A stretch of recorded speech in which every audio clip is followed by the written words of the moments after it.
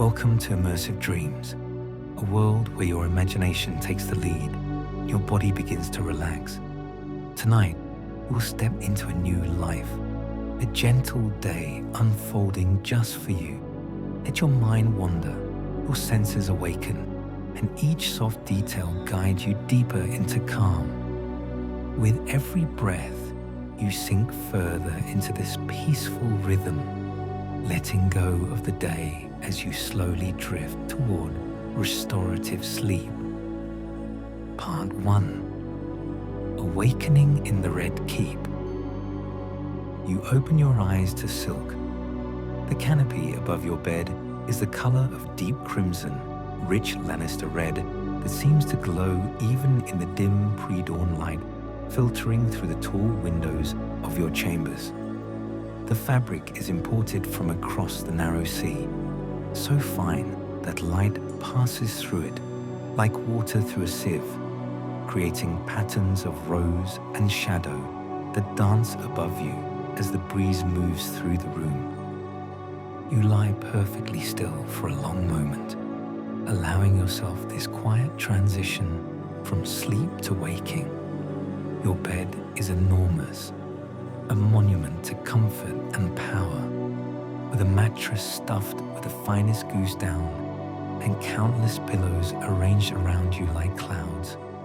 The sheets against your skin are smooth as water, linen so fine it must have been washed 100 times to achieve this perfect softness, this feeling of luxury that caresses every inch of exposed skin.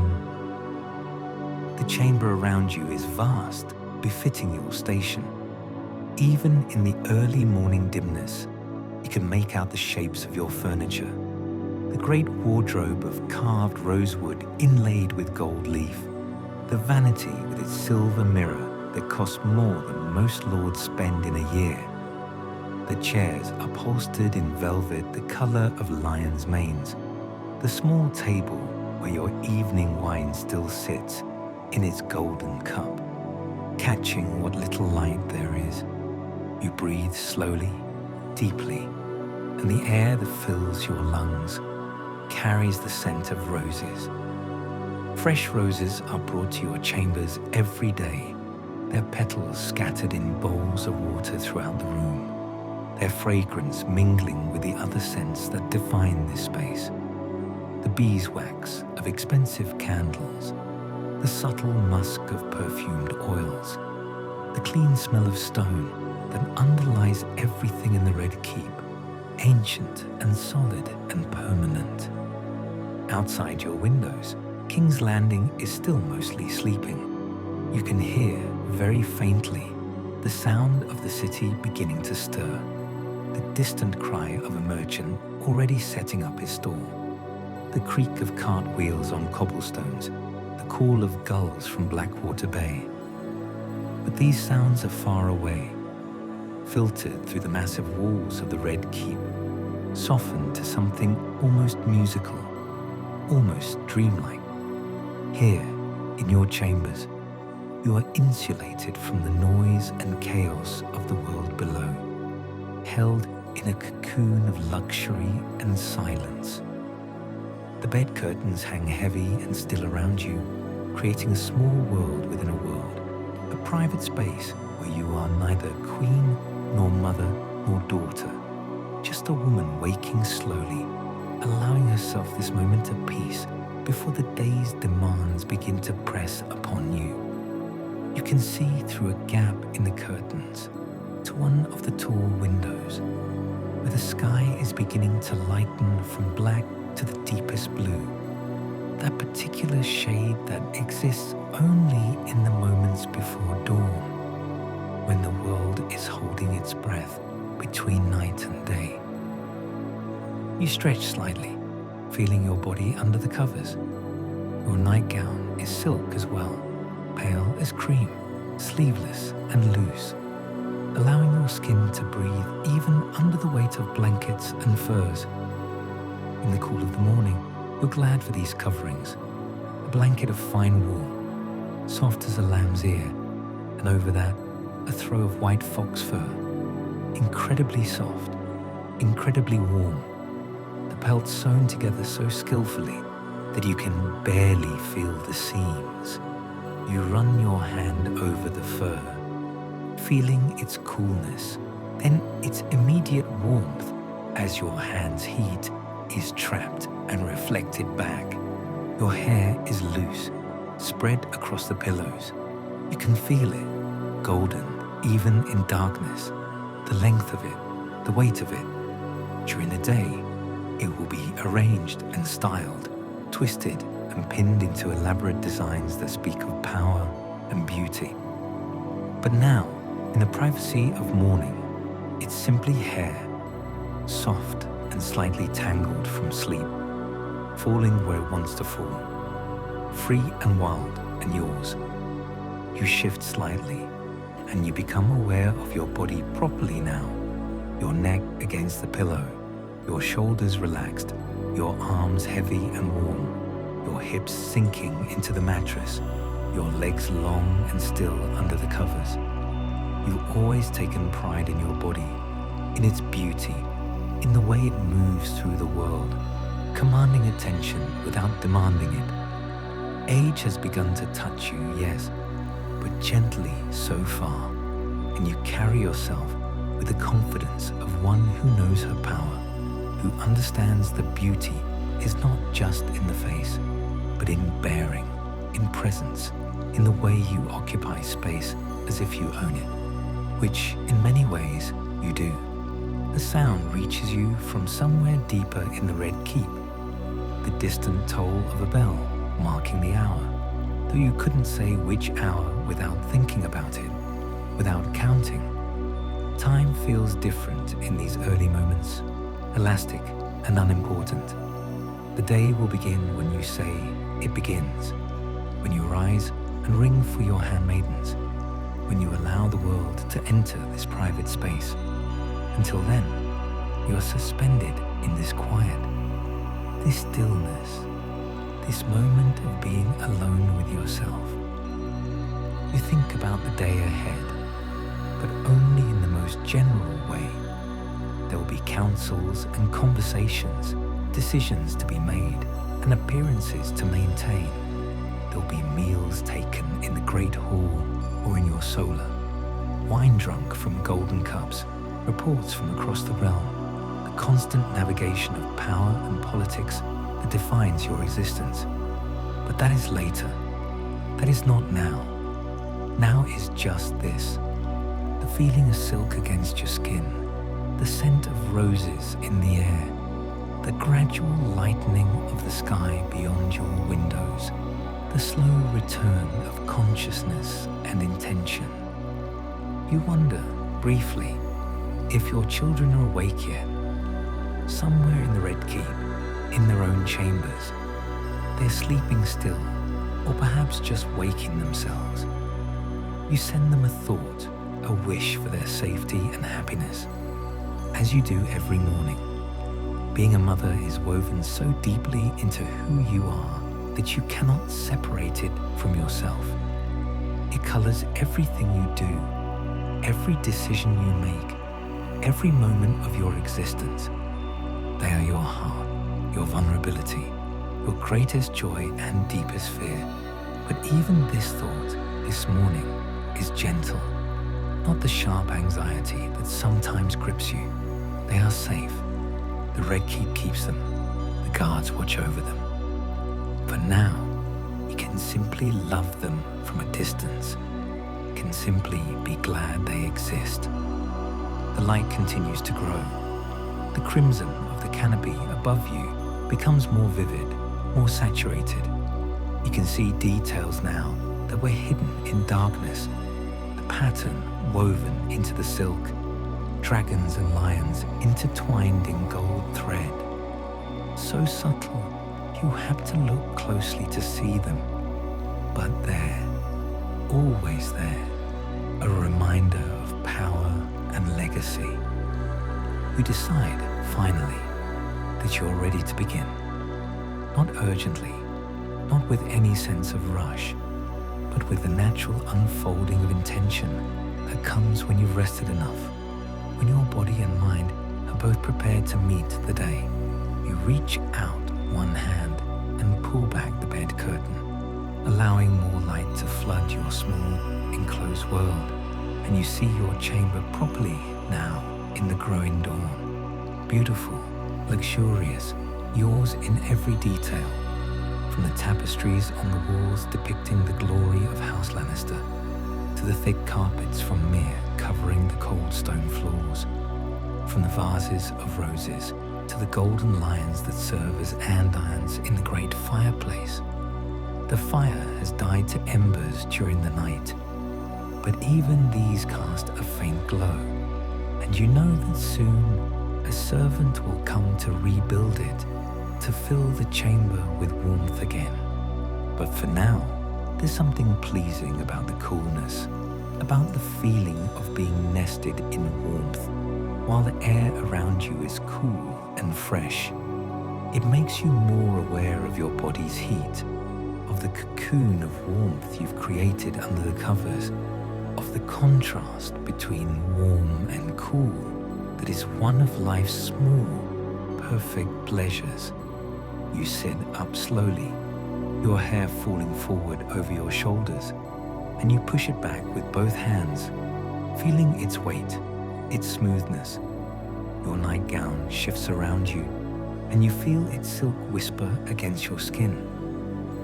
You're sitting in the middle of the vast bed now, and you take a moment to simply sit, to simply be, to simply breathe the rose-scented air and watch the sky lighten and prepare yourself, gently, gradually, for the transformation from woman to queen that happens each day.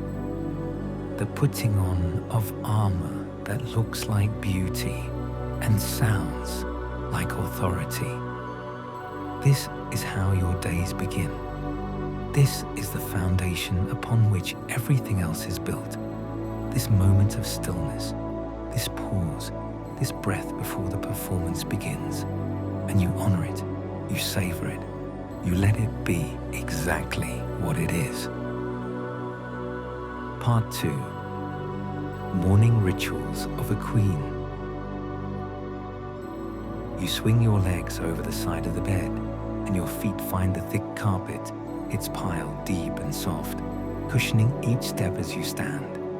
The floor beneath the carpet is stone, ancient stone that has supported the weight of countless kings and queens before you. But you never feel that hardness, that coldness. Everything in your world is layered with comfort, with luxury, with the insulation that power and wealth provide.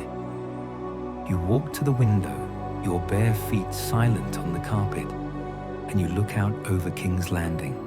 From this height, from these windows, in Maegor's Holdfast, you can see everything. The sprawl of the city below, its buildings packed tight along winding streets, its 7 great gates, its harbour filled with ships from every corner of the known world. The sun is just beginning to crest the horizon now, painting the eastern sky in shades of rose and gold that seem almost liquid, like wine spilled across silk. Blackwater Bay stretches out before you, its waters beginning to catch the light, transforming from black to deepest blue to grey to silver green as the sun rises higher. Ships bob and anchor, their masts creating a forest on the water, their sails furled, waiting for the wind to carry them to distant ports. You've always loved this view, this perspective that literally places you above the world, looking down on the realm you helped to rule. It's a reminder every morning of your position, your power, your right to stand where you stand. Behind you, you hear a soft knock at the door, so soft it's barely audible, perfectly judged to wake you if you were sleeping lightly, but not to disturb if you were sleeping deeply. You turn from the window, and you call out in a voice that's low and clear, "Enter!" The door opens and your handmaidens enter, moving with practiced silence. There are 3 of them, carefully chosen girls from noble houses, loyal to your family, trained in discretion and service. They wear simple gowns in Lannister colors, their hair neat, their faces scrubbed clean. They curtsy deeply as they enter, their eyes lowered, waiting for your permission to approach. "Good morning, Your Grace," the eldest one murmurs, her voice soft as a dove's. "Good morning," you reply, and there's warmth in your voice because you've always believed in treating those who serve you well with a certain kindness. Not familiarity, never that, but a graciousness that acknowledges their humanity, even as it maintains the proper distance. "I am ready to begin." They move into action, each one knowing her role perfectly. One goes to the fireplace and begins to rebuild the fire, stacking wood carefully, coaxing the embers back to flame, adding larger logs once the kindling has caught, until soon the room is filled with the crackling sound of burning wood and the growing warmth that pushes back the morning chill. Another goes to the great wardrobe and begins selecting your garments for the day, her hands moving over the fabrics with reverence, feeling for the right texture, the right weight. The third approaches you with a silver tray bearing a small cup of water with lemon, which you take and drink slowly, feeling the coolness slide down your throat, the tartness of the lemon waking your senses. You move to your dressing area, where a screen of carved wood provides privacy even from your handmaidens. Behind this screen, there is a porcelain basin and pitcher. The porcelain is so fine you can see light through it, decorated with gold leaf and tiny painted flowers. You pour water into the basin, and you wash your face with soft cloths, feeling the water's coolness against your skin, feeling the sleep and night fade away.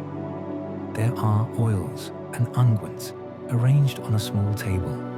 Rose oil for your face, almond oil for your body, lavender oil for your hair. You select the rose oil, pouring a few drops into your palm, warming it between your hands, then smoothing it over your face and neck in long, slow strokes. The oil is light but nourishing, absorbed almost immediately, leaving your skin soft and faintly scented. You do this mindfully, not rushing, paying attention to the feeling of your own hands on your face, the way the oil smooths into your skin, the way your face feels slightly warmer after, slightly more alive. You wash the rest of your body with water that has been scented with rose petals, using more of the soft cloths, moving in long strokes from your shoulders, down your arms, across your chest and belly, down your legs to your feet. The water is tepid, not hot or cold, just right for waking the skin without shocking it. You dry yourself with linen towels that are thick and soft and slightly rough all at once, their texture pleasant against your skin, leaving you feeling clean and fresh and ready. Your handmaidens bring you your undergarments, a chemise of the finest linen, so thin it's almost transparent, that settles over your skin like a whisper.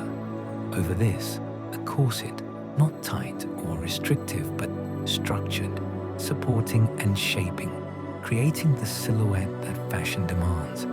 The corset is beautiful even though it will not be seen. Pale ivory silk embroidered with gold thread in patterns of roses and lions. The handmaidens lace it from behind, their fingers quick and practiced, pulling just tight enough. tying the laces with bows that will be easy to undo later. Then comes the gown. Today's choice is a dress in deep crimson.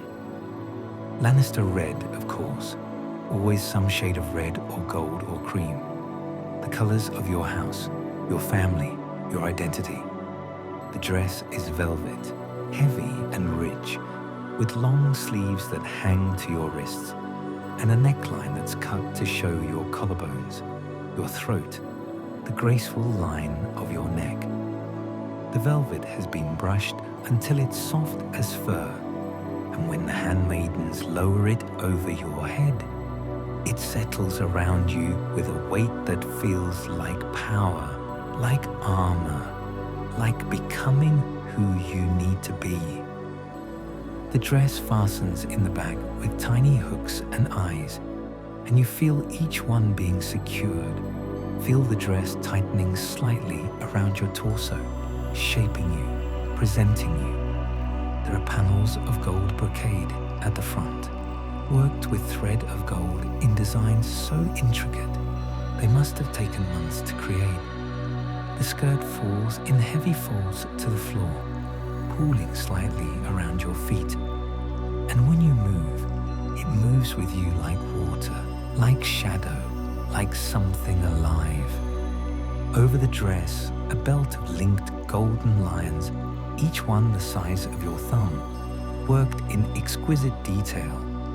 The belt settles around your waist with a pleasant weight, emphasizing your figure. The metal cool against the velvet for just a moment before it warms to your body temperature. And finally, a long vest of gold brocade, open in the front, that hangs from your shoulders to the floor, completing the transformation. You move to the great mirror, silver polished to a shine so perfect, it reflects as clearly as water. You look at yourself, and you see what the world will see. Cersei Lannister, Queen Regent, beautiful and powerful and utterly in command. The red and gold make your hair look even more golden, your eyes more green, your skin more perfect. You turn slightly, watching how the dress moves, how the light catches in the velvet and brocade, how every element works together to create an impression of wealth and power and untouchable beauty. Your handmaidens approach again, and now comes the ritual of your hair. You sit at your vanity, and the eldest handmaiden begins to brush your hair with a brush made of silver and boar bristles, so soft it feels like a caress. She brushes slowly, methodically, starting at the ends and working up toward your scalp, ensuring there are no tangles, no imperfections. The brushing is soothing, meditative, the repetitive motion and the gentle tugging on your scalp, creating a pleasant sensation that's almost hypnotic.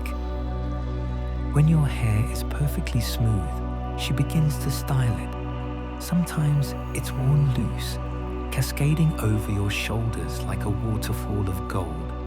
Sometimes it's braided in complex patterns that reference the old traditions of the Westerlands. Sometimes it's pinned up in elaborate designs that showcase your neck, your shoulders, your face.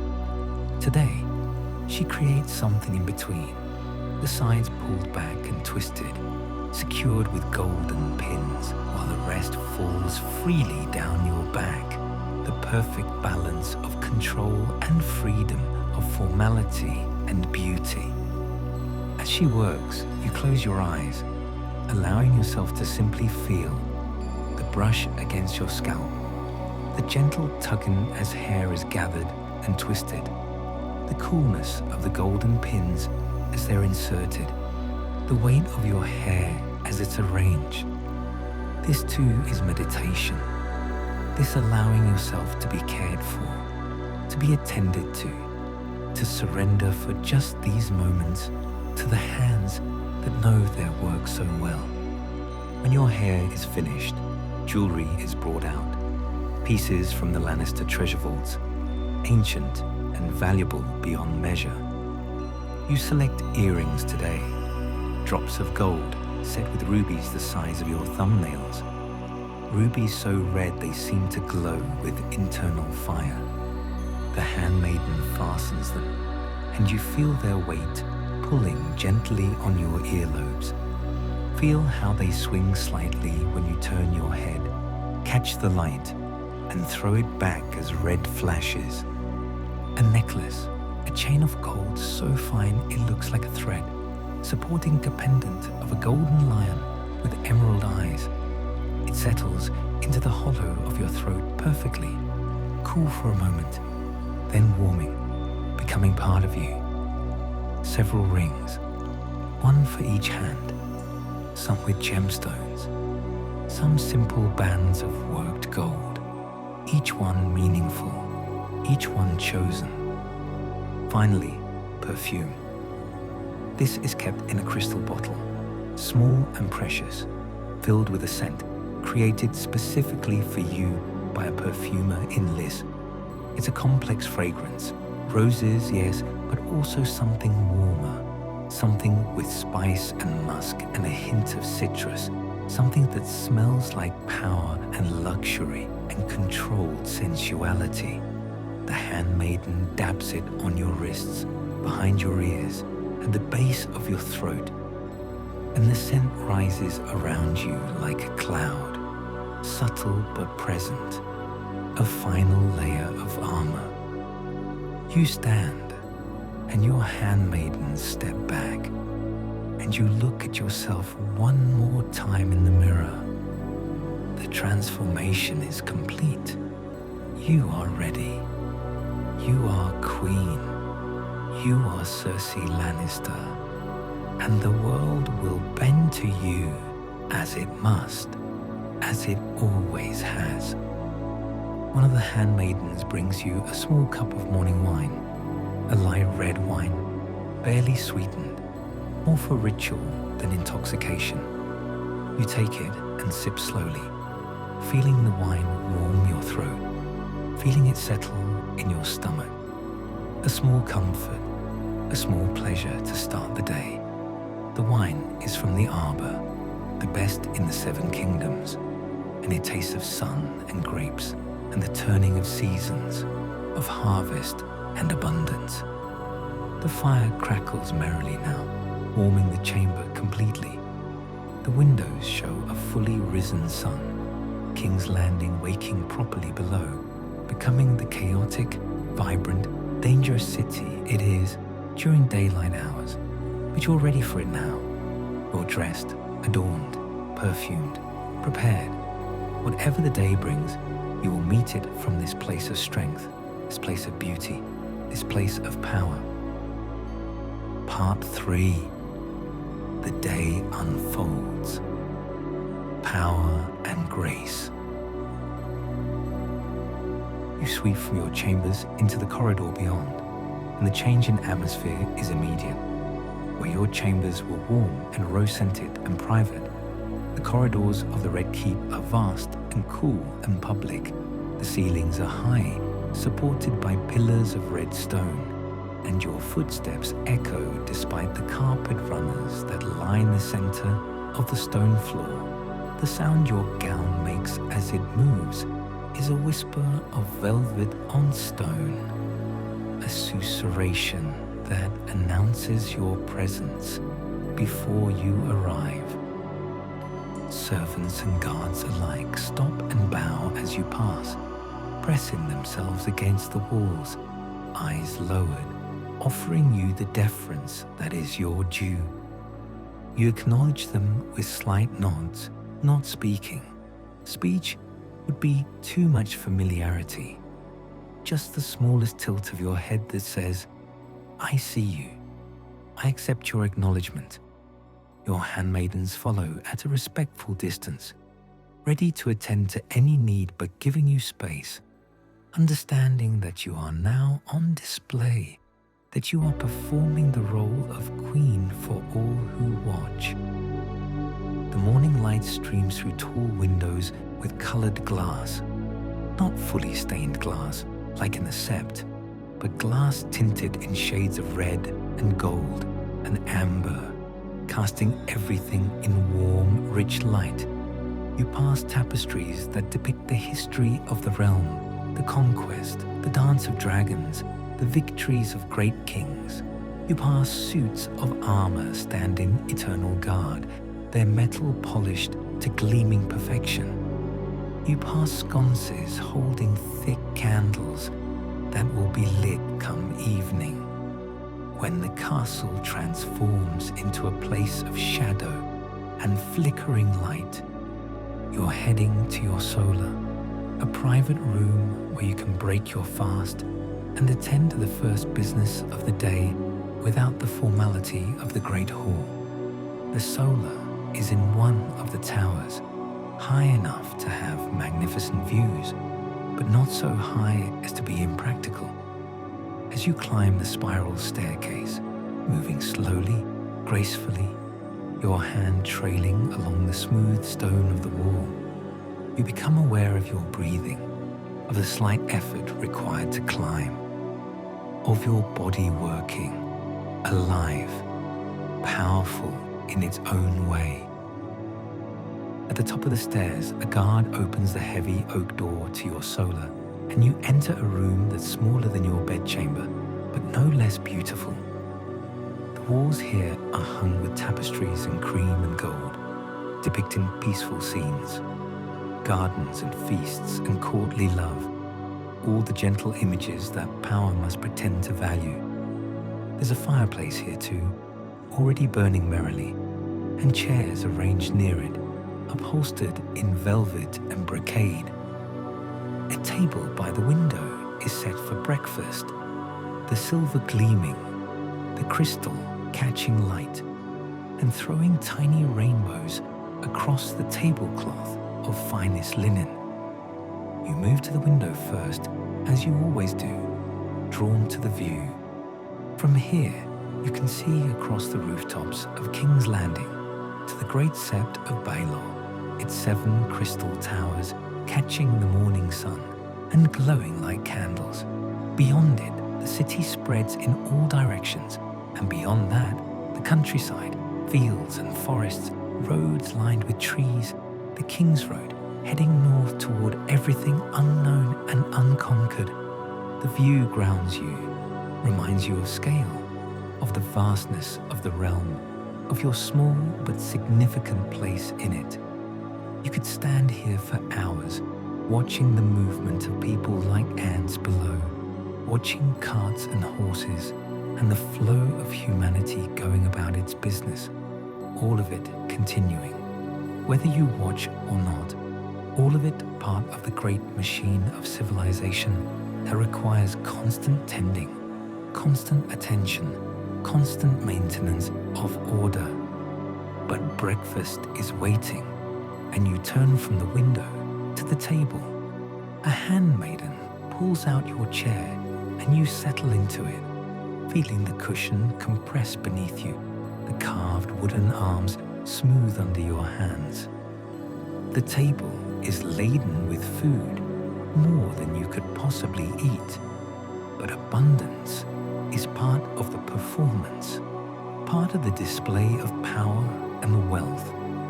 There's warm bread, fresh from the kitchens, its crust golden and crackling, its interior soft and steaming when you tear it open.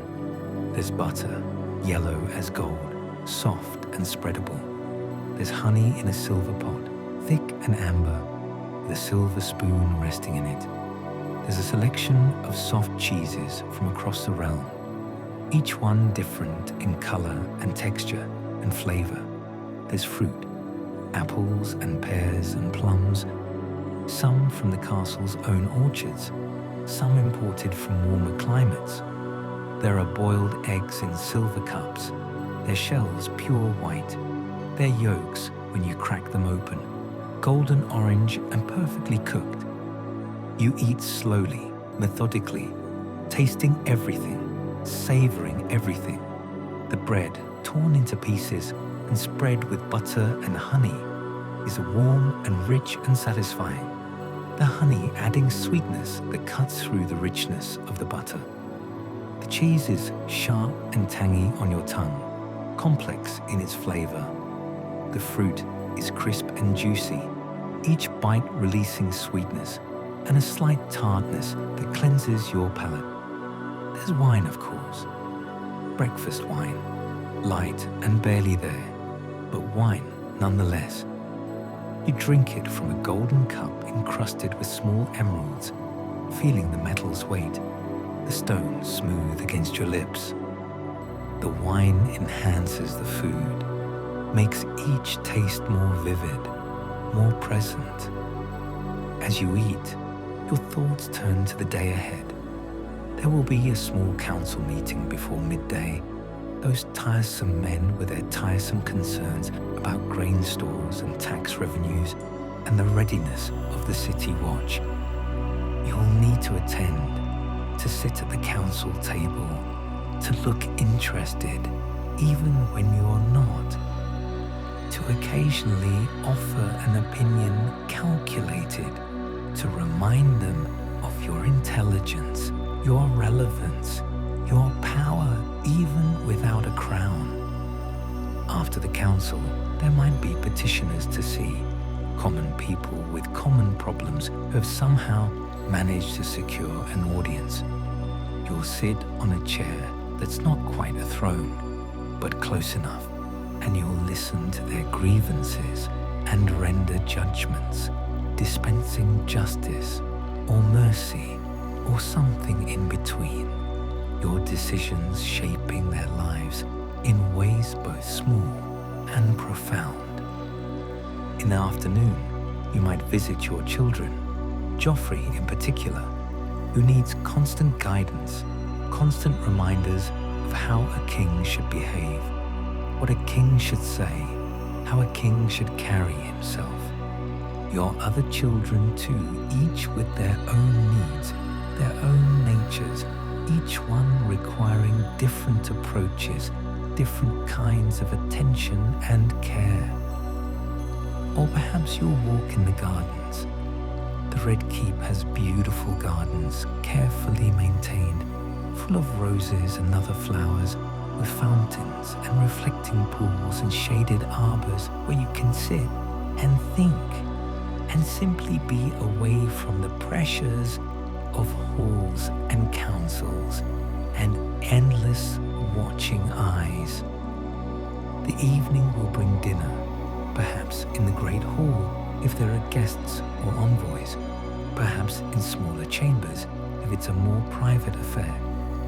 More food, more wine, more conversation that must be navigated carefully, every word weighed, every smile calibrated, every gesture meaningful. But these are thoughts for later. Right now, there's just this breakfast, this solar, this moment of relative peace before the day's demands truly begin. You finish your meal slowly, not rushing, allowing yourself this time. A handmaiden refills your wine cup. Another offers you a warm cloth to wipe your hands. You accept both, feeling the cloth's dampness against your fingers, the slight roughness of the linen, the way it cleans away the butter and honey, leaving your hands feeling fresh again. You stand, moving to one of the chairs by the fire, and you sit there for a moment, your hands folded in your lap, your eyes on the flames. Fire has always fascinated you, its constant movement, its danger barely contained, its power to transform everything it touches, reducing complexity to ash, reducing the past to nothing. You watch the flames dance, and you feel their warmth on your face, and you think about transformation, about power, about the ways that everything in life is constantly burning, constantly changing, constantly becoming something else. There's a knock at the door, firmer this time, more official. Your Grand Meister, perhaps, or one of the council members. here to brief you before the meeting, to ensure you're aware of all the relevant information, all the subtle currents and undertows that might affect discussions. You call out, enter, and you arrange your face into its public expression. Interested but not eager, powerful but not harsh, beautiful but not soft. The door opens and you're ready. You're always ready. This is what you do, who you are. The woman who is always prepared, always armored, always in command. The morning has passed quickly, and yet also slowly. Time moving in that strange way it does when you're living intentionally, when you're paying attention to each moment, each sensation, each small pleasure and small duty that comprises a life lived at the center of power. Part 4. Afternoon in the heart of power. The small council meeting takes place in a chamber specifically designed for such gatherings. A long table of dark wood, polished to gleaming, high-backed chairs placed around it, each one's height and placement carefully considered to reflect status and importance. You take your seat, not at the head that belongs to the king, to your son, but near it, close enough that your presence and influence are unmistakable. The council members file in, each one bowing to you before taking their seats. The Grand Meister, with his chain of many metals clinking softly, the Master of Coin with his ledgers and worried expression, the Master of Ships smelling of salt and tar, the Master of Whisperers who moves like smoke and speaks like silk. They're all men, of course, all convinced of their own importance, all requiring careful management, careful manipulation, careful balancing of their ambitions against your own. The meeting proceeds slowly, each matter discussed at length. Grain stores for the coming winter, how much is stored, how much is needed, where it should be distributed. You listen, your face composed, your hands folded on the table before you, occasionally asking a pointed question that shows you're paying attention, that you understand the implications, that you're not just a beautiful ornament, but a mind to be reckoned with. Tax revenues from the crownlands, from the ports, from customs duties. Numbers are recited, compared, analyzed. You find this drudgery, if you're honest, but you know it matters. The power rests on gold as much as it rests on swords or blood or fear. So you listen, you nod, you occasionally suggest an alternative approach that's calculated to sound both intelligent and not too threatening to whoever has brought the proposal. There's discussion of ships, of the royal fleet's readiness, of repairs needed and supplies required. The Master of Ships is passionate about his domain, speaking of hulls and sails and the quality of rope with an intensity that would be amusing if it weren't so tedious.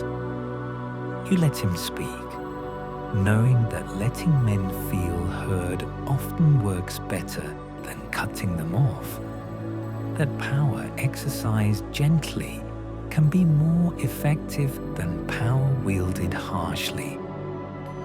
The Master of Whisperers brings reports from across the realm, whispers from the north, rumors from the reach, gossip from across the narrow sea.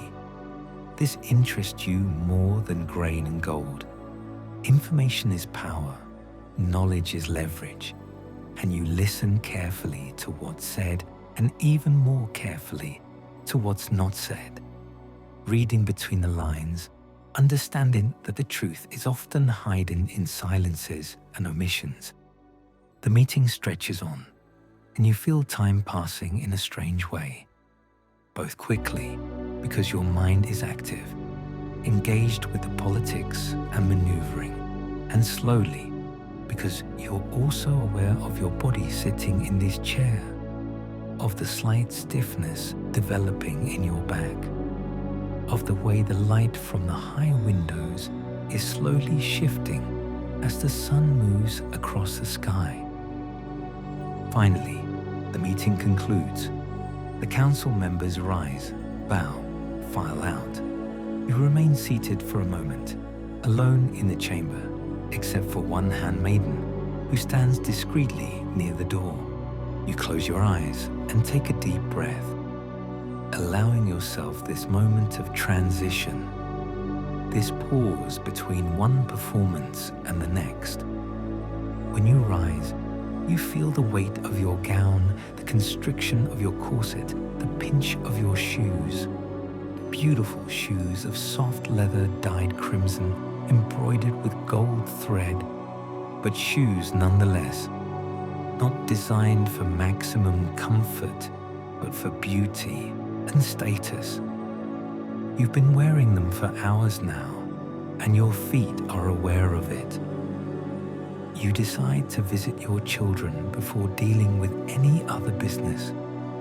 A servant is dispatched to inform them you're coming, and you make your way through the castle's corridors, moving at your own pace, in your own time. The world adjusting to your schedule rather than the reverse. Joffrey's chambers are ostentatiously decorated. He's always had a taste for display, for obvious symbols of power. The furniture is gilded, the walls hung with tapestries depicting battles and conquests, the windows dressed with heavy velvet curtains. When you enter, he's practicing his sword work with a master at arms, both of them stopping and bowing when they see you. You watch for a moment as he continues. He's young, but he moves with growing confidence, the sword an extension of his arm. You feel pride, complicated as always, watching him. He's yours, your firstborn, your golden boy, and yet he's also becoming his own person, someone you don't entirely know, someone whose thoughts sometimes elude you. You offer words of encouragement, speak with him briefly about matters of state, remind him gently of certain appearances he must maintain, certain behaviors expected of a king. He listens, mostly, his attention wandering sometimes, but returning when you speak more firmly. Your other children receive visits too, each one different. You spend time with each, not long, but quality time, focused attention that makes them feel seen, valued, loved, because you do love them desperately, fiercely, with an intensity that sometimes frightens you. They are your vulnerability, your weakness, your greatest strength and deepest fear, all bound together in these young bodies that came from yours. After the visits, you find yourself craving air, space, a moment away from the stone walls and political machinations. You make your way to the gardens. The Red Keep's gardens are extensive, carefully designed and maintained, a green oasis within the fortress. There are roses everywhere, of course.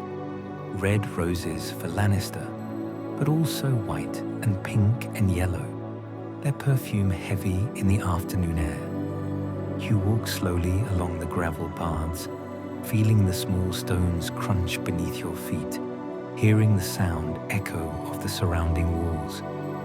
There are fountains here, their water splashing musically, catching sunlight and throwing it back in droplets that sparkle like diamonds before falling back into the pools.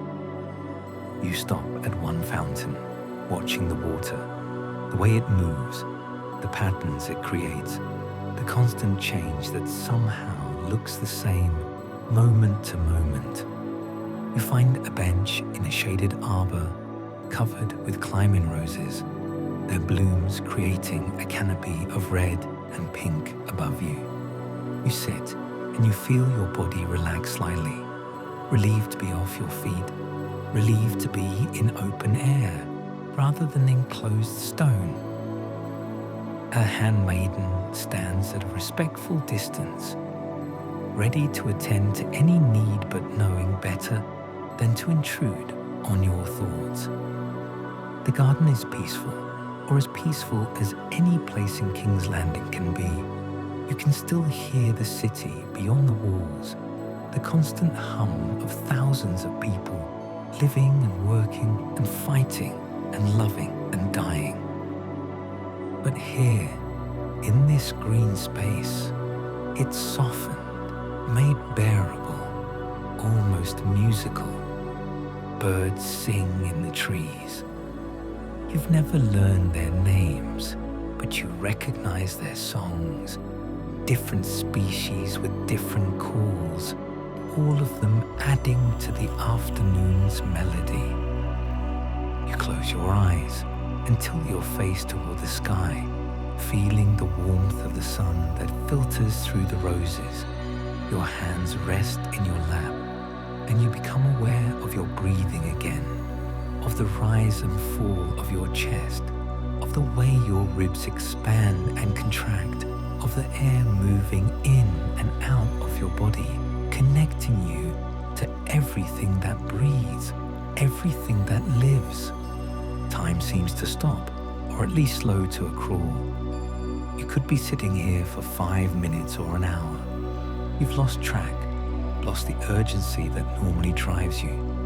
This moment of rest, of stillness, of simply being rather than doing, is rare and precious.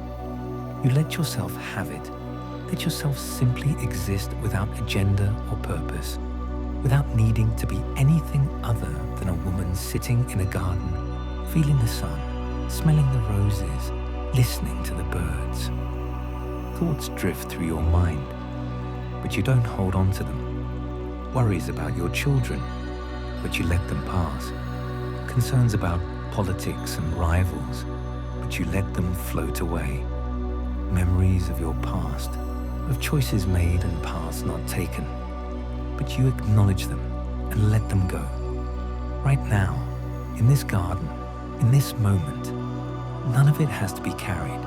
None of it has to be solved. None of it has to be anything other than what it is. You hear footsteps on the gravel and open your eyes. One of your handmaidens approaches, curtsying. Your Grace, the afternoon grows late. The Master of Coin wishes to speak with you before dinner, if you're available. You nod slowly, returning to yourself, to your role, to your responsibilities. I will see him shortly, you say. Give me a few more moments. She curtsies again and retreats, and you take those few more moments, drinking in the garden's peace, storing it up against the demands that will shortly resume. Then you stand, smoothing your gown, adjusting your posture, becoming queen again. The afternoon is passing, but there's still much to be done before evening arrives. Part 5. Evening descends on King's Landing. The meeting with the Master of Coin is brief but tedious. More numbers, more concerns, more requests for decisions that feel almost arbitrary in their smallness. You dispatch the matter quickly, making a judgment that sounds decisive, even though you barely care about the specifics. He leaves satisfied, or satisfied enough, and you're free to prepare for the evening's meal. Dinner tonight is to be a formal affair in the Great Hall. There are envoys from dawn visiting, and appearances must be maintained, alliances carefully cultivated, power dynamics subtly reinforced. You return to your chambers to refresh yourself, to change into evening attire that's somehow both more and less formal than what you wore during the day. Your handmaidens help you out of your day gown and into something new, a dress of cloth of gold that catches every bit of light and throws it back, making you shimmer when you move, making you impossible to ignore. The dress is cut lower than the daytime gown, showing more of your décolletage, your shoulders, your collarbones. Not immodest, but definitely designed to remind everyone who sees you that you're not just powerful, but also beautiful, that you possess all the weapons a woman can possess. More jewelry now, a heavier necklace of gold and rubies, earrings that swing and catch the light with every turn of your head, rings on most of your fingers, each one glittering. Your hair is rearranged, pulled up now to show off your neck and shoulders, with small gold ornaments woven through it that look like tiny lions, their ruby eyes glinting. The great hall is already filling when you arrive, nobles and knights and ladies taking their seats at the long tables that run the length of the room. The high table sits on the dais at the room's end, and you make your way there slowly, aware that every eye is on you, that your entrance is being watched and discussed and judged. You move with perfect grace, your head high, your expression serene but regal, acknowledging no one specifically, but blessing everyone, generally, with your presence. You take your seat at the high table, and immediately servants appear with wine, filling your golden cup. You sip slowly, looking out over the hall. The room is magnificent. High vaulted ceiling, walls hung with tapestries, great iron chandeliers holding hundreds of candles that bathe everything in warm, flickering light. The tables are laden with food, roasted meats and baked fish, pies and puddings, vegetables cooked in butter and herbs, bread both white and brown, wheels of cheese, bowls of fruit. The abundance is almost obscene, and you know that outside these walls, people are hungry, but that's the way of the world, the way it's always been. The meal proceeds through many courses, each one brought out with ceremony. Musicians play in the gallery above, soft music during the early courses, livelier pieces as the evening progresses, and wine flows more freely. You eat sparingly, more interested in the wine than the food now, feeling it warm your throat and settle pleasantly in your stomach, loosening the tight control you maintain during the day, allowing you to relax slightly, to enjoy rather than just endure. There's conversation, of course, with the Dornish envoys seated near you, with other nobles who approach the high table to pay their respects, with your own children scattered along the table. You speak of neutral things, pleasant things, the kinds of topics that smooth relations and avoid controversy.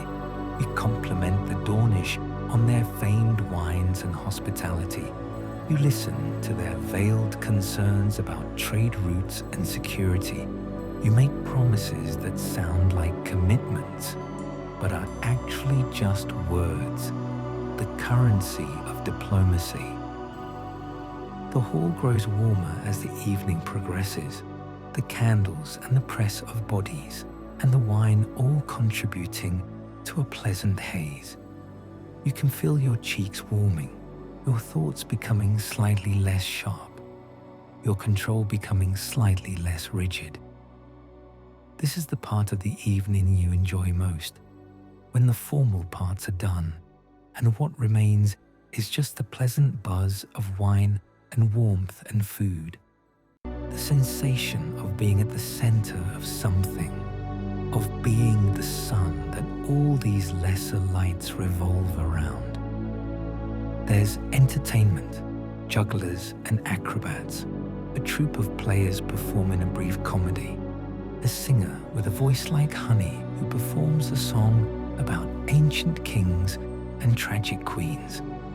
You watch, but you're also watching the watchers, seeing who laughs at what, who seems bored, who's drinking too much, who's whispering to whom. Information is everywhere if you know how to look for it. And you're always looking, always gathering, always storing away details that might prove useful later. Eventually, the dinner begins to wind down. The servants clear away the remains of the feast. The nobles begin to drift away, heading to their own chambers or to the castle's various entertainment areas, or perhaps leaving the Red Keep entirely to sample King's Landing's nighttime diversions. You remain seated for a while longer, nursing your wine, not ready to return to your chambers, not ready to let the evening end. When you finally stand, you feel the wine in your body, not drunk, never that, but pleasantly relaxed, your muscles loose, your mind soft around the edges. You make your way back through the castle corridors, and they seem different at night, with only torches for light, shadows dancing on the walls. The Red Keep transformed into something more mysterious, more ancient, more full of secrets. Your handmaidens are waiting in your chambers, and they help you out of your dinner gown, unlacing and unhooking, peeling away the layers of fabric and jewelry until you're standing in just your chemise. Your hair is unpinned, falling down your back, and you shake your head, feeling its weight, feeling the relief of having it loose again. You decline their offers of further assistance. You want to be alone now, to have these last hours of the day to yourself. They curtsy and withdraw, and you're left in your chamber, in the flickering candlelight, the fire burning low in the grate. You pour yourself more wine, a nightcap from a bottle kept in your private chambers, better even than what was served at dinner. You carry the cup to the window, and you look out over King's Landing at night. The city is transformed in darkness, thousands of lights from windows and torches and fires like fallen stars scattered across the landscape. You can hear faint music drifting up from somewhere, laughter, the distant sound of the city's nighttime activities. Standing at the window, sipping wine, you feel a strange mixture of emotions. Satisfaction at having navigated another day successfully, weariness at the constant performance, the constant vigilance, pride in your position, your power, your ability to command and control, and underneath it all, a loneliness that you rarely acknowledge, a sense of being separate, isolated, fundamentally alone, despite being surrounded always by people. But you don't dwell on these feelings. You've learned not to. Instead, you finish your wine. You turn from the window and you begin to prepare yourself for sleep, for rest, for the brief oblivion that will carry you through to another morning, another day, another performance of being Cersei Lannister, Queen of the Seven Kingdoms. Part 6. The quiet hours before sleep. You move through your chamber slowly, touching things as you pass. The back of a chair, the edge of the table, the smooth wood of your wardrobe. These tactile connections ground you, remind you of the physical reality of your life, the solid things that surround and define you. The candlelight flickers, casting moving shadows that turn familiar objects strange, that make the room feel both intimate and vast all at once. You select a nightgown from the wardrobe, Not the one you wore last night, but a different one. This one in palest gold silk that flows like water over your hands. You slip it over your head and it settles around your body with a whisper of fabric, cool against your skin for a moment, before it warms to your temperature. The silk is so fine, it's almost weightless, allowing your skin to breathe, feeling like wearing nothing at all. At your vanity, you sit and look at your reflection in a silver mirror. Your face looks back at you, beautiful still, but you can see the tiny signs of aging that no one else notices yet, but that you scrutinize with ruthless honesty. The faintest lines at the corners of your eyes, the subtle softening of your jawline, the slight texture of your skin that wasn't there 5 years ago. You're not vain in the simple sense. You don't need constant reassurance of your beauty, but you're aware of it, strategic about it, understanding that beauty is currency, is power, is armor, and that it has a shelf life that must be carefully managed. You take a soft cloth and begin to remove the day's cosmetics, the subtle colors that enhanced your eyes and lips, the powder that evened your complexion. The cloth comes away stained with traces of color, and your face emerges fresh, natural, perhaps more vulnerable, without its painted enhancement. You wash with rose water, the scent filling your nostrils, familiar and soothing. You apply night oils, different from the morning oils. These are richer, more nourishing, designed to work while you sleep. Rose oil for your face, massaged in with gentle circular motions, feeling your own fingertips against your skin, the slight pull of massage. Almond oil for your body, smoothed over your arms and legs, into your hands and feet, leaving your skin soft and faintly scented. Your hair needs attention. You take up a brush and begin to brush it yourself, slowly, rhythmically, from scalp to ends, over and over. The brushing is meditative, the repetitive motion soothing, and you let your mind drift as you brush, thinking about nothing in particular, or perhaps thinking about everything but only in the most surface way, skimming over thoughts without diving deep. When your hair is smooth and perfect, you braid it loosely, not the elaborate braids of daytime, just a simple plait that will keep it from tangling during the night. You tie it with a ribbon of silk and you let it fall over your shoulder, the weight of it pleasant, comforting in its familiarity.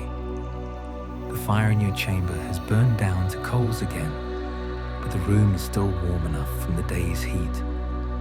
You move to the windows and open them slightly, allowing the night air to flow in. It's cooler now, fresh, carrying the scent of the sea from Blackwater Bay, the salt tang mixing with the roses in your chamber to create something unique, something that exists only here, only now. You stand at the window for a long moment, breathing the night air, looking out at the stars that are visible above the city's glow. The stars are constant, eternal, witnessing everything without judgment, shining down on queen and commoner alike. There's something comforting in their presence, in their indifference, in the way they continue regardless of the petty concerns of human life. You think about your children sleeping somewhere in the castle, or perhaps not sleeping, perhaps awake with their own thoughts, their own concerns, their own dreams and fears. You send them another silent wish, a mother's blessing, a hope for their safety and happiness that's almost like a prayer. though you've never been particularly devout, never been convinced that the gods care much about the wishes of humans, even queens. You think about tomorrow, but only briefly. There will be more councils, more decisions, more performances. But that's tomorrow. Right now, there's only tonight, only this moment, only this chamber, and this quiet, and this soft preparation for sleep. You select a book from the small shelf beside your bed. Poetry, ancient verses about heroes and lovers, about glory and tragedy, about all the eternal themes that humans have always been concerned with. You don't necessarily believe in the ideals the poems espouse, but you appreciate their craft, their beauty, the way words can be arranged to create meaning and emotion and a certain kind of music. You settle into bed, pulling back the covers and sliding between the silk sheets, feeling their coolness against your legs, your body. You arrange the pillows, several behind your back, so you can sit up comfortably to read. Others around you, creating a nest of softness. The weight of the covers settles over you, and you feel held, contained, safe in your cocoon of luxury and power. You open the book and begin to read by candlelight, the words flowing across the page, your eyes following them, your mind absorbing their meaning, but also simply enjoying the rhythm of the language, the flow of verse. You read slowly, not rushing, sometimes rereading a particularly beautiful passage, sometimes pausing to consider what the poet meant, what truth they were trying to capture in their careful arrangement of words. Outside, the castle is settling into its nighttime rhythms. You hear distant footsteps in corridors, the change of the guard, the settling sounds that buildings make as they cool from day's heat. These sounds are familiar, comforting, the background noise of your life that's always there, barely noticed but somehow important, marking the passage of time, confirming that the world continues. Your eyes are growing heavy. The words on the page are beginning to blur slightly, not because you can't see them, but because your mind is drifting, ready for sleep, preparing for the journey into dreams. You mark your place in the book with a ribbon and set it aside on the table beside your bed. You blow out most of the candles, leaving only one burning very low, creating just enough light to see by, but not enough to prevent sleep. You slide down in the bed, arranging yourself, finding the position that feels right. On your side, one hand under the pillow, your braid falling across your shoulder, the covers pulled up to your chin. The silk of the sheets against your skin is pleasant, and the weight of the blankets and furs is just right, providing warmth without heaviness, security without restriction. You close your eyes, and the darkness behind your lids is soft, velvety, inviting. You become aware again of your breathing, of the way it slowed naturally, become deeper, more regular, the rhythm of sleep approaching. You feel your body relaxing, muscle by muscle, tension flowing out of you like water, leaving you loose and heavy and peaceful. Thoughts still drift through your mind, but they're becoming more random, more disconnected. The logical progression of waking thought, giving way to the strange associations and images that precede dreams. You see faces from the day, hear snippets of conversation, see the fountain in the garden, the candlelight in the great hall, your reflection in the mirror, all of it jumbling together, appearance, becoming pure sensation and emotion rather than narrative. You're aware of the room around you, even with your eyes closed. The faint scent of roses and candle wax, the whisper of night air moving the bed curtains, the distant sound of the city, the crackle of coals in the fireplace. These sensations are fading, becoming less distinct as your consciousness begins to withdraw from the external world, turning inward, descending into sleep. Your breathing has slowed even more, become almost imperceptible, and your heartbeat has settled into its nighttime rhythm, steady and sure, the faithful beating that continues whether you're aware of it or not. That will continue until it doesn't, until the day comes when it finally stops. But that day is not this day, not tonight, not here in this bed, in this castle, in this moment. You feel safe. This is important. For all the dangers that surround you, for all the plots and schemes and enemies, both known and unknown, here in this chamber, in this bed, in this moment, you feel safe enough to let go, to surrender consciousness, to become vulnerable in sleep. The walls of the Red Keep protect you. The guards stand watch. Your position and power create a kind of shield, and you can rest, you can sleep, you can let the day go and trust that morning will come again. The last candle flickers, its flame dancing in a draft you can't feel, and your consciousness flickers with it, present for a moment, then fading, then present again, then fading more deeply.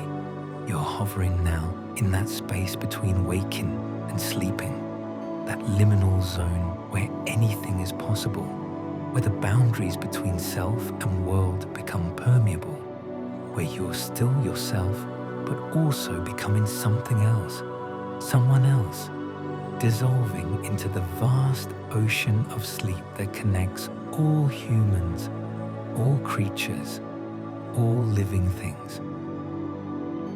Part 7. Descent into Dreams. The last thread of consciousness is fraying now, letting go, and you slip down into sleep the way you might slip into a warm bath, gradually, pleasantly, with a sense of relief and release. The world of the Red Keep fades, the stone walls and silk sheets and golden ornaments, all receding into distance, becoming less real than they were, becoming mere backdrop to the interior world that's opening up before you. Sleep takes you gently, not dragging you down, but allowing you to descend at your own pace, in your own way. The darkness behind your eyelids deepens, becomes total, becomes a darkness so complete, it's almost a presence of its own. A soft black velvet that holds you, cradles you, provides the space in which dreams can form. And dreams do come, though they're not quite dreams yet. More like the thoughts of sleep, impressions and images that float up from somewhere deep in your mind. You see the garden again, but it's different now, transformed by the dreaming mind into something more vivid, more saturated with color. The roses are redder than any real roses. They're red, almost painful in its intensity, and they're growing and blooming in time-lapse, opening and closing like breathing, like heartbeats made visible. You're walking through this dream garden, and you can feel the ground beneath your feet. But it's not gravel now. It's something softer, almost like moss, giving slightly with each step. The air is perfumed, but impossibly so, as if all the scents of all the flowers have been concentrated into something almost visible, almost tangible, a fragrance you could reach out and touch if you tried. There are people in the garden, faces you recognize, but that shift and change. Your children are there, but they're younger than they should be, older than they should be, sometimes both at once, in the way dreams have of making contradictions seem perfectly reasonable. They're laughing, playing, safe, happy, and you watch them with a feeling that's pure and uncomplicated in a way your waking feelings never are. A love that's not weighed down by fear or ambition or the knowledge of the world's cruelty. The scene shifts as dreams do, without transition, without explanation. Now you're in the throne room, but it's empty, vast, echoing. The Iron Throne sits there, waiting, but is different, larger than it should be, made not of swords, but of something else, something that shifts and changes as you look at it. You're walking toward it, and the walk takes forever. The throne always the same distance away, no matter how long you walk. And you feel no frustration about this, just acceptance, just the continuation of walking. Then you're somewhere else entirely, a place that might be your childhood home in Casterly Rock, or might be somewhere you've never been, or might be nowhere at all. There's sunlight streaming through windows, golden and thick, almost liquid, and you're bathing in it, feeling it warm your skin, soak into you, fill you with light from the inside out. Faces float past, people you've known, people you've lost, people who are still alive, and people who are dead, all of them coexisting in dream logic, all of them equally present, equally real and unreal. They speak to you, but you can't quite hear the words, just the tone, just the emotion beneath the words, and you respond in kind, communicating in feelings rather than language. The dreams continue, shifting and changing, sometimes vivid and sometimes vague, sometimes significant seeming, and sometimes completely random. You're riding a horse along a beach, the sand white, the water impossibly blue. You're in a great hall with a feast that never ends, food appearing as fast as it's consumed. You're holding a baby that might be one of your children, or might be yourself, or might be someone else entirely. You're wearing a crown made of light. You're falling, but slowly, gently, like a feather drifting down through clear air. Time doesn't exist in dreams, or it exists differently, and you could be dreaming for minutes or hours. There's no way to tell, no way to measure. Your body lies still in the bed, breathing slowly and deeply, your face peaceful in sleep, all the lines smoothed away, all the tension released. Your mind is elsewhere, wandering through the landscapes of dream, processing the day in ways both mysterious and necessary, sorting through memories and experiences, consolidating learning, making connections that your waking mind wouldn't make, doing the important work of integration that sleep allows. The dreams begin to fade, becoming less vivid, less coherent, dissolving back into the darkness from which they came. You're sinking deeper now, past the level where dreams occur, into the profound unconsciousness of deep sleep, where there are no images, no thoughts, no awareness of self or world, just the pure rest that the body and mind require, the restoration that can only happen in these depths, the healing that sleep provides. Your breathing is barely perceptible now, the slowest it will be all night. Your heart beats slowly, steadily, requiring less now that your body is at rest, your blood pressure dropping, your muscles completely relaxed, your brainwaves showing the slow, rolling patterns of deep sleep. This is the most vulnerable state humans enter naturally, the most defenseless, and yet also the most necessary, the most restorative, the state without which we cannot function, cannot survive, cannot be fully human. The night passes. Hours flow by, uncounted and unnoticed. The moon rises higher in the sky if it's a moon night, or the stars wheel overhead, marking time in their eternal patterns. The city below continues its nighttime existence. People sleeping and waking, working and playing, living and dying, all the complexity of human life continuing regardless of whether you're aware of it. In the Red Keep, guards change their watch, servants begin their pre-dawn preparations, fires are rebuilt, water is drawn, the machinery of the castle's daily life slowly spinning back into motion. But you sleep through all of it, deep and safe and undisturbed, your body taking what it needs, your mind finding rest, your spirit, if you believe in such things, renewing itself for whatever tomorrow will bring.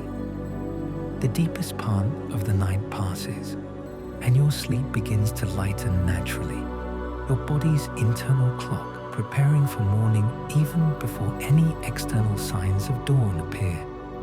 You begin to move through lighter stages of sleep, dreams returning, brief and fragmentary, more like thoughts than true dreams, preparing you for the eventual return to consciousness. But that return is still some time away.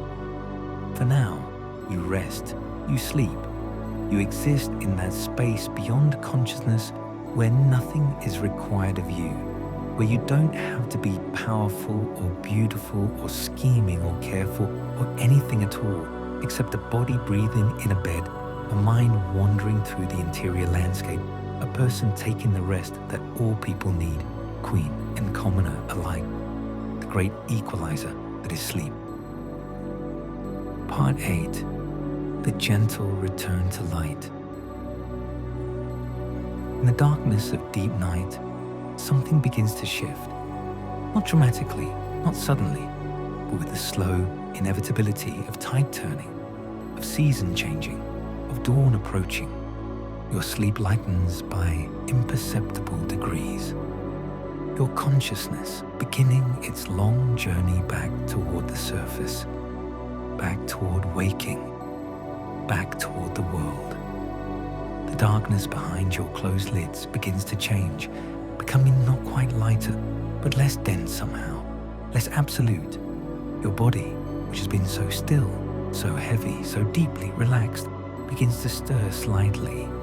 A finger twitching, a toe flexing, small movements that signal the return of voluntary muscle control, the reawakening of the connection between mind and body.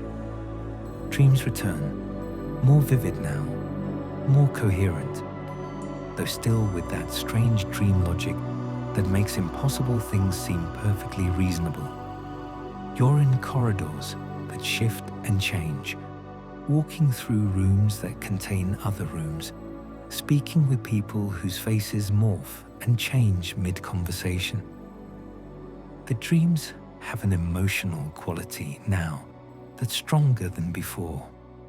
Feelings of searching for something, of being on the verge of understanding something important, of moving toward a goal that keeps receding.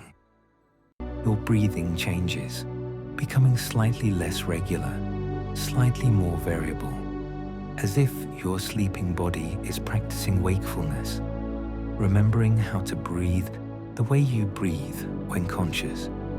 Your heart rate picks up slightly, still slow by waking standards, but faster than it was in the deep valleys of sleep. Your brain waves begin to show more activity, moving through the lighter stages of sleep, approaching but not yet reaching the threshold of consciousness. Outside your windows, the sky is beginning its daily transformation from black to blue. That slow fade that happens so gradually, you couldn't see it change if you watched, but that's unmistakable when you compare one moment to another, separated by time. The stars are fading, winking out one by one, not because they've stopped shining, but because the growing light of approaching dawn is drowning them out, making them invisible against the brightening sky. In the city below, the earliest risers are beginning their days, bakers firing their ovens, fishmongers heading to the docks, servants in noble houses stirring to begin their work. The city is taking its first breath of the new day, that collective inhale before the full exhalation of daytime activity. In the Red Keep, fires are being rebuilt, candles lit, corridors that were dark beginning to glow with warm light. The guards have changed again, fresh men taking up their posts, alert after sleep, while their replacements head to their own beds. The machinery of the castle is coming to life, preparing for the day when those who sleep in silk will wake and require service. But you're not aware of any of this yet. You're still in that twilight space, not quite sleeping but not yet awake, hovering in between, drifting through dreams that are becoming more fragmented, more dissolving, preparing to let you go. You dream one more time of the garden, the roses opening their faces to a sun you can't see but can feel. You dream of standing at a window looking out at something beautiful, something that fills you with a feeling you can't quite name. You dream of your children, healthy and happy and safe, their laughter echoing in halls made of light. And then the dreams begin to fade entirely, dissolving like morning mist under the sun's rays, leaving only traces, only vague impressions that you won't be able to hold on to, that will slip away even as you try to remember them. The darkness is lightening now, becoming grey, becoming the colour of pearl, becoming suffused with the promise of light, even though full light hasn't arrived yet. Your eyes begin to move beneath their lids, rapid eye movement, the physical sign that you're approaching wakefulness, that consciousness is reasserting itself, that the journey through sleep is nearing its end. Your body knows its time, even if your conscious mind doesn't yet, and it's beginning the process of bringing you back, of returning you to yourself, to your life, to another day. The crimson canopy above your bed begins to be visible in the growing light, its color emerging from darkness, becoming itself again. The silk catches what little light there is and seems to glow with it, seems to be generating light rather than reflecting it. Your chamber is taking shape around you again.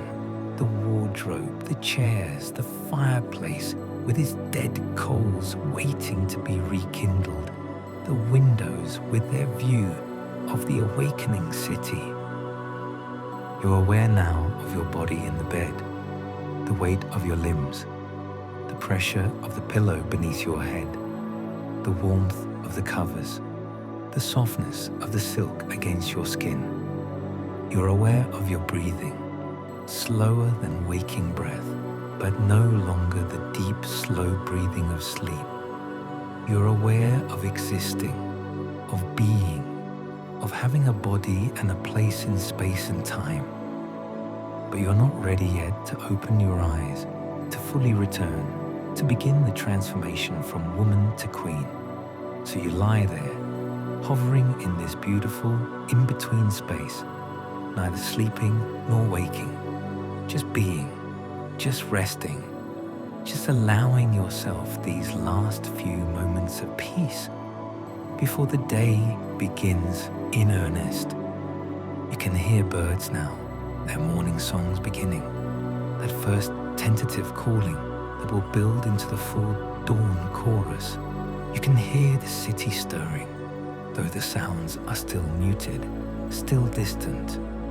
You can hear very faintly footsteps in the corridor outside your chamber, servants moving through the castle, beginning their work, the Red Keep coming to life. Your mind is waking too, thoughts beginning to form again, awareness returning of who you are, where you are, what day it is, what responsibilities await you. But these thoughts are still gentle, not demanding, just making themselves known, reminding you that soon you'll need to rise, to dress, to become yourself again in the public sense. But not yet, not quite yet. For a few more moments, you can simply lie here, can simply exist in this space between sleeping and waking, can simply feel the silk and smell the remnant of roses and hear the birds and know that you're alive, that you've survived another night, that another day is beginning, full of possibility and challenge, and all the complexity of life lived at the center of power. Your breathing deepens as you take a conscious breath, and with that breath, you begin to actively return rather than passively drift. You're choosing now to wake up, to come back, to begin again. Your fingers flex, your toes curl, your back arches slightly in a gentle stretch, and you feel your body reawakening, remembering itself, preparing to carry you through another day. The light's growing stronger now, definitely dawn. No longer that pre-dawn dimness, but actual morning light, clear and cool and full of the day's promise. The crimson canopy glows above you. The room takes full shape. And you're here. You're awake. You're Cersei Lannister. And another day in King's Landing is beginning. You open your eyes slowly, letting the light in gradually, and you see your chamber, familiar and beautiful and yours. You lie still for one more moment, savoring this last instant of private peace, and then you prepare to rise, to meet the day, to begin again the dance of power and beauty and survival that is your life. The day is here. You are here. And so it begins again. Part 9. Rising with grace and resolve. Your eyes adjust to the growing light, and you lie perfectly still, allowing your vision to clear, allowing your mind to fully engage with the world. Through the tall windows, you can see the sky now in its full dawn glory, streaks of rose and gold painting the clouds, the sun itself just moments from breaking the horizon, the world poised on the edge of full day. You sit up slowly, your hair falling forward over your shoulder, your nightgown shifting around you. The movement is careful, intentional, honoring the transition from horizontal to vertical, from rest to activity. You push the covers back, feeling the cool morning air on your skin, and you swing your legs over the side of the bed, your feet finding the thick carpet, its familiar softness welcoming you back to standing, to moving, to living. The chamber is cool in the early morning, the fire having died completely during the night, and you feel the coolness as a pleasant thing, awakening, clarifying. You stand, stretching your arms above your head, feeling your spine lengthen, your chest open, your body remembering how to be fully extended, fully present, fully engaged with the physical world. You walk to the window, drawn as always to the view, to the sight of the realm spread out before you. The city is waking in earnest now. You can see smoke rising from countless chimneys, see people beginning to move in the streets below, see ships in the harbor preparing to catch the morning tide. The world continues, always continues, regardless of whether you're awake to witness it. And there's something both humbling and empowering in that knowledge. The sun breaks the horizon as you watch, and suddenly the world is transformed.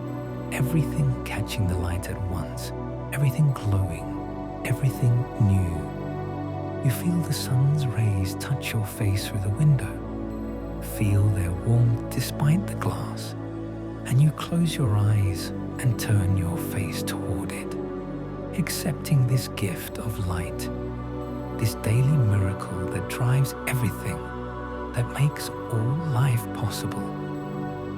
Behind you is the soft knock you've been expecting, your handmaidens ready to attend you, ready to begin the transformation from sleeping woman to waking queen. You call them in, and they enter as they always do, silent and efficient and perfectly trained. The dance begins again, the washing, the dressing, the styling of hair, the application of cosmetics, the donning of jewelry. You submit to it all, understanding it's necessary, understanding that the armor you wear is made of silk and gold and careful presentation as much as it's made of the crown you help to hold. Today's dress is chosen, perhaps another shade of red, or maybe gold, or maybe cream with gold accents. The gown is brought forward, examined, approved. The process begins, layer by layer, piece by piece, the costume assembled, the queen constructed. You watch yourself emerge in the mirror. Watch as the woman becomes the icon. Watch as Cersei becomes Queen Cersei, as private self becomes public performance.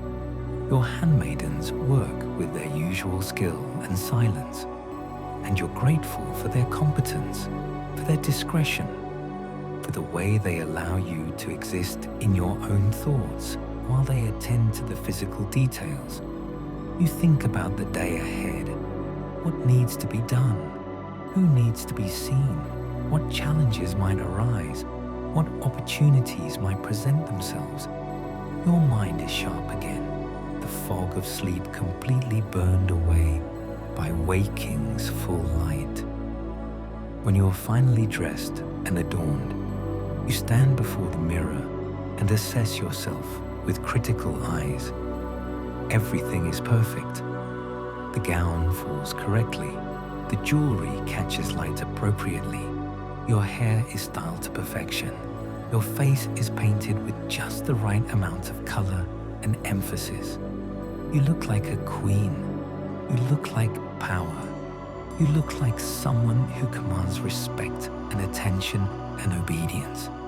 But underneath all of it, you're still just a woman who sleeps and dreams and fears and loves, a woman who feels pain and joy and all the complicated emotions that make us human. The armor protects you, but it also isolates you. And there are moments when you wonder what it would be like to simply be without all this weight, all this presentation, all this constant vigilance. But these thoughts are for quiet moments, for the privacy of your own mind. Right now, publicly, you're ready, you're armored, you're prepared for whatever the day brings. And so you move toward the door, toward the corridors, toward the red keeps halls where your day will unfold, where you'll navigate power and politics and all the complex currents of life at the center of the realm. Your handmaidens open the door, and you step through, leaving the private space of your chambers the public space of the castle.